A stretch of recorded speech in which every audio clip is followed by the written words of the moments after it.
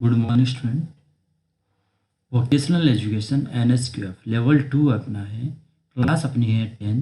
इकाई अपनी यूनिट अपनी चल रही है 4th, जिसके अंदर अपना चैप्टर नंबर 15 है। वो लास्ट चैप्टर है अपनी बुक का, दुर्घटना और आपात स्थिति का रोकथाम। जो 4th यूनिट है वो अपने स्वास्थ्य से संबंधित ही है। इसमें जितने भी तीन चैप्टर हैं 13, 14 और 15, ये सब अपने स्वास्थ्य और अपने रख रखाव के बारे में ही है। तो इनको थोड़ा सा नॉलेज आपको हमेशा होना चाहिए। चाहे आप किसी इंडस्ट्री में काम करे हो, घर पे काम करे हो, किसी ऑफिस में काम करे हो, स्कूल में काम करे हो, हर जगह अपन को इनके बारे में पता होना चाहिए, जिससे कि अपन भी स्वस्थ रहे, अपना काम भी अच्छा होना हो। आज अपन बात करते हैं, एक संगठन में किसी भी छोटी दुर्घटना और अप्रत्याशित स्थिति को ध्यान में रखने दिए जाने पर आपात स्थितियों में बदल सकते हैं।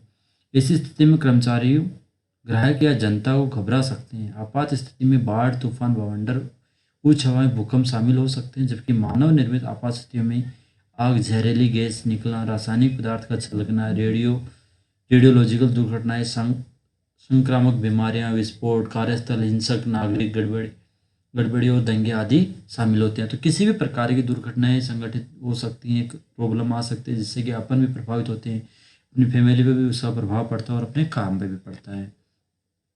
दुर्घटना और आपात स्थिति क्या होती है? दुर्घटनाएं एक और नियोजित, अनियंत्रित या अप्रत्याशित घटनाएं होती है, जिसके परिणाम स्वरूप लोगों को चोट या नुकसान पहुंचती है और माल को नुकसान भी होता है। उदाहरण के लिए, एक व्यक्ति गिरकर घायल हो जाता है या एक कांच का सामान गिरकर टूट जाता है। दोनों ही स्थिति में अपने पास क्या होता है? नुकसान होता है। पैसे का नुकसान भी होता है और मेंटली नुकसान भी अपना होता है। कोई भी ऐसी आपात या आपदाओं की उम्मीद नहीं करता जो किसी किसी भी, कभी भी और कभी भी हमला कर सकती है।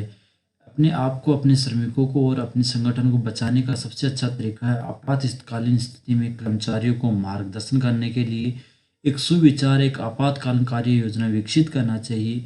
इस अध्याय में इन्हीं सब चीज़ों के बारे में अपन पढ़ेंगे। कहने का मतलब है, कोई भी आपदा आ जाती है, जैसे कभी तूफान आ गया, कभी भूस्खलन हो गया, अभी कोविड आ गया, या फिर कोई दंगा हो जाता है, कुछ भी चीज़ें होती है, तो अपन को अपने कर्मचारी जो जहाँ काम करे उनको इन सब के बारे में नॉलेज होना चाहिए कि कैसी सिचुएशन में कैसे अपन को हैंडल करना है। तो वो सब चीज़ें अपन इसमें पढ़ेंगे। दुर्घटना और आपात स्थितियों पर ध्यान दें और इनकी सही ढंग से अपन को पहचान करनी है। आपको इस बात से अवगत होना चाहिए कि किसी संगठन की संरचना क्या है और किसी दुर्घटना में क्या हो सकता है। संगठन की नीतियां और दिशा निर्देश इस मामले में सबसे अच्छे मार्गदर्शन होंगे।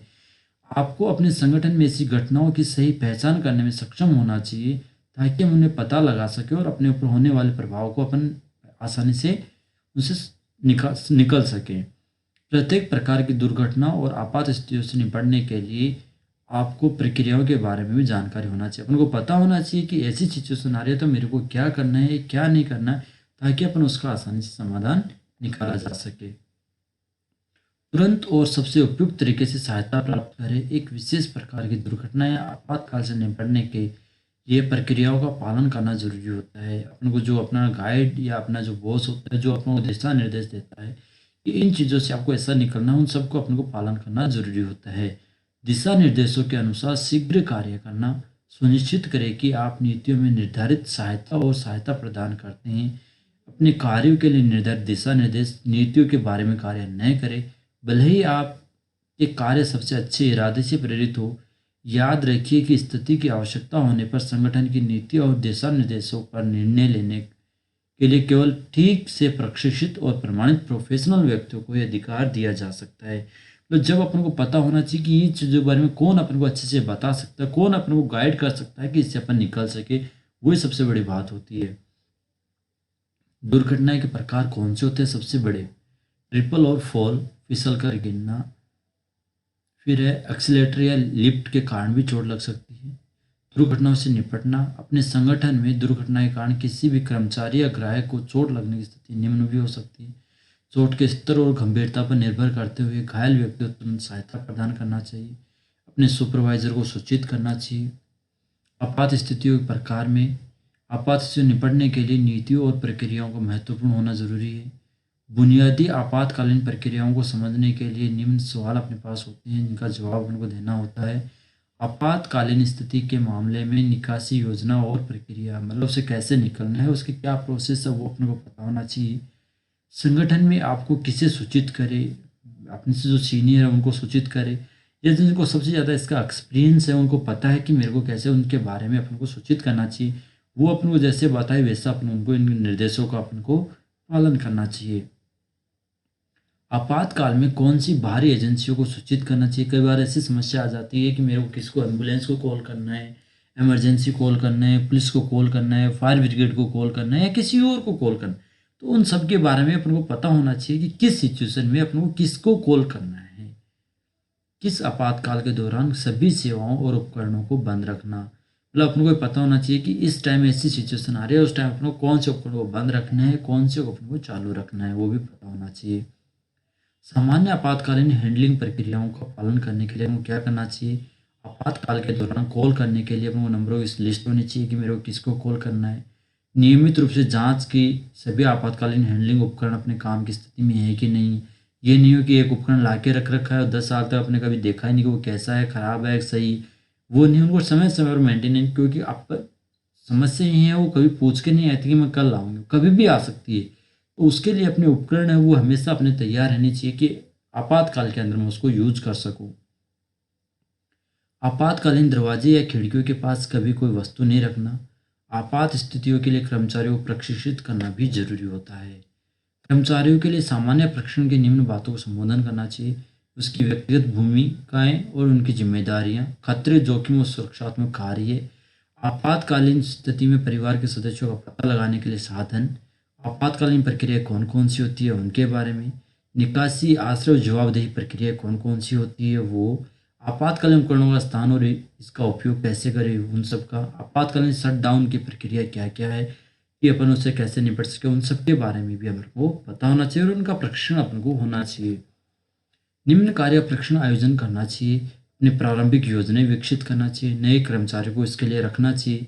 कुछ कार्य ऐसे होते हैं कि जो हर कार्य बंद व्यक्ति है वो नहीं कर सकता है। तो आपात स्थिति में अपन को किसको रखना चाहिए कि एक या दो व्यक्ति अपने ऑफिस में या अपनी संस्था में ऐसे होने चाहिए कि ऐसी स्थिति में वो उस कार्य को आसानी से कर सके और हमें सुरक्षित रख सके।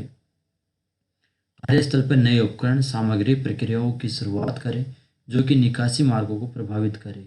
कार्यस्थल को लेआउट डिजाइन बदलना चाहिए। आपातकालीन प्रक्रियाओं को संशोधित करना, उनके अपडेट करना। इसके अलावा कार्यस्थल में आग के खतरे कौन कौन से, किस किस से ज़्यादा आग लगती है, विद्युत किससे भी लग सकती है, ईंधन सामग्री से भी लग सकती है और ज्वलनशील सामग्री से भी लगती है। कई बार अपन सुनते हैं कि किसी फैक्ट्री में आग लग गई, इतने कर्मचारी मर गए, किसी घर में शॉर्ट सर्किट हो गया, वहाँ पे इतना नुकसान हो गया, या फिर जहाँ पे अपन काम करें सिलेंडर से आग लग जाती है, किसी और से लग जाती है। तो इन सब चीज़ों ये प्रकार होते हैं, इसमें मोस्टली ये तीन होते हैं अपने। अग्निशामक यंत्र को सुरक्षा उपकरण है जिसका उपयोग अपन सभी इन सभी के अंदर अपन यूज करते हैं आग बुझाने में। विद्युत से बचाव के तरीके कौन कौन से हैं, तकनीक कौन सी है, अपने दुर्घटना स्थल के पास जाना चाहिए, अपने को देखना चाहिए दुर्घटना स्थल के सभी, कभी दौड़े नहीं, वहाँ पे दौड़ना नहीं है, अपने को घबराना नहीं है। जितना जल्दी हो सके अपने को 108 या किसी एम्बुलेंस को अपने को कॉल करना चाहिए। दुर्घटना वाले सीन का सावधानीपूर्वक निरीक्षण करना चाहिए कि वो कैसी कंडीशन है, कैसे अपन को किसी को बताएं कि एक्चुअल कंडीशन बता सके कि यहाँ पे ये घटना हुई है और इस तरह से अपन को साधन की जरूरत होती है। फिर दृश्य की जांच, यदि संभव हो सके तो इलेक्ट्रिकल सर्किट बंद करना चाहिए, लाइट का सिस्टम उनको बंद करना चाहिए। धातु की सतह है, पीड़ित के पास की वस्तुएं स्वयं बिजली युक्त हो सकती है। ठीक है। खतरे और सावधान, खतरे के लिए सतर्क रहना चाहिए। सुनिश्चित करें कि आपके हाथ और पैर सूखे रहे। जब भी कोई लाइट या मेन रूप से विद्युत से संबंधित अगर कुछ प्रॉब्लम आते हैं तो हमेशा सूखे का उपयोग करना चाहिए। अपन हाथ पैर सूखे होने चाहिए। कोई उपकरण यूज करे तो वो भी कभी गीला नहीं होना चाहिए, नहीं तो अपन को डबल नुकसान होता है। कंडक्टर से पीड़ित को हटाने के लिए गैर विद्युत युक्त सामग्री का अपन को यूज करना चाहिए। प्राथमिक चिकित्सा अपने पास कौन कौन सी होनी चाहिए। एक पीड़ित को कॉन्डिया फ्लेमोनोरिया रिसेनिटेनिस की आवश्यकता हो सकती है। इसके लिए निम्न प्रोसेस होते हैं। यदि पीड़ित की सांसें चल रही है और उसे दिल की धड़कन है तो चोट के लिए प्राथमिक उपचार दे और उसमें सदमे से उसके सदमे का उसे इलाज करे। उसे घबराहट नहीं होने दे, उसको मतलब मोटिवेट करना चाहिए कि तुम्हें कुछ नहीं होगा, तुम्हारा इलाज हो जाएगा, तुम स्वस्थ हो जाओगे। उसको ज़्यादा डिमोटिवेट नहीं करने बजाय उसको मोटिवेट अपन को करना चाहिए। सुनिश्चित करें कि पीड़ित को जल्द से जल्द चिकित्सा सुविधाएं मिल जाए। घायल का इलाज करने के लिए चिकित्सक के पास पीड़ित का उचित निदान होना चाहिए। देखभाल करने के लिए विस्तृत जानकारी उनके पास होना चाहिए। तो ये था आज का टॉपिक अपने चैप्टर नंबर 15। तो इस प्रकार से स्वास्थ्य संबंधित कार्य है ये अपने को पता होना चाहिए और इनको पालन करना हमारी एक जिम्मेदारी, नैतिक जिम्मेदारी है, जिससे कि खुद भी स्वस्थ रहेंगे, अपने कर्मचारियों को भी स्वस्थ रखेंगे और अपने परिवार को भी। क्योंकि एक छोटी सी घटना होने में टाइम नहीं लगता, लेकिन उससे निपटना अपने सबके लिए बड़ी दिक्कत होती है। पैसे का लॉस भी होता है, अपना शरीर का लॉस भी होता है और मेंटली भी डिस्टर्ब अपन होते हैं। इसलिए इन सब चीज़ों का अपन को ध्यान से और अच्छे से पालन करना चाहिए। धन्यवाद।